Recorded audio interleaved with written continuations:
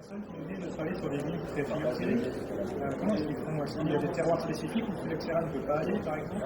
Vous avez vous indiquez des vignes pré-phylloxériques. Hein. des personnes qui travaillent sur des vignes qui n'ont jamais été atteintes par phylloxéra. Alors d'abord sur ce plan, le phylloxéra est toujours présent donc sur le territoire national. Bon. Donc prendre le risque aujourd'hui d'utiliser du franc de pied, encore une fois, si un certain nombre de vignerons veulent prendre le risque, il faut qu'ils sachent que très rapidement, ils peuvent donc leur vignoble peut, je dirais, connaître des dégénérescences très importantes. Donc aujourd'hui, nous avons l'exemple donc de vignobles notamment de l'hémisphère sud. On va prendre l'exemple du Chili, hein, mais dans ces pays-là, donc la pratique, donc le recours au greffé soudé, donc à l'utilisation donc effectivement de porte-greffes, hein, donc résistants au phylloxéra, est en train également de se développer. Voilà. Alors, est-ce que un franc de pied confère une qualité, je dirais, meilleure donc au raisin et au vin? Écoutez, à ce stade, les exemples, hein, on voit ce qui peut se passer dans un certain nombre donc, de pays de l'hémisphère sud. Il n'y a pas vraiment de grande différence donc au niveau du résultat final.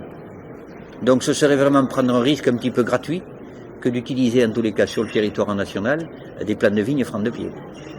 Et à l'époque, vous savez qui avait pris cette solution justement d'aller chercher des porte-greffes, finalement, comment avec des... Alors, nous-mêmes donc avons des experts qui, par exemple, étaient récemment aux États-Unis à la recherche donc de vignes sauvages. Hein.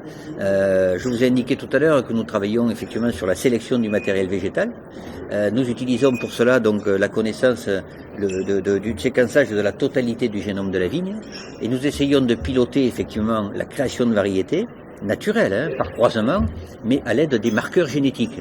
Et donc nous essayons justement, au travers donc de ces individus, hein, de ces vignes sauvages relativement anciennes, de rechercher de la biodiversité végétale. Nous permettons par là donc de déboucher sur ces nouvelles variétés, créées encore une fois naturellement, par croisement, mais qui seraient résistantes ou tolérantes aux maladies.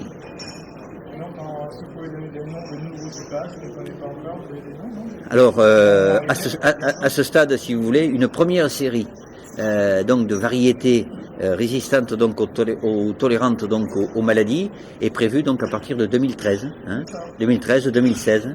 Donc 2013 pour des monogéniques, 2016 donc pour des polygéniques.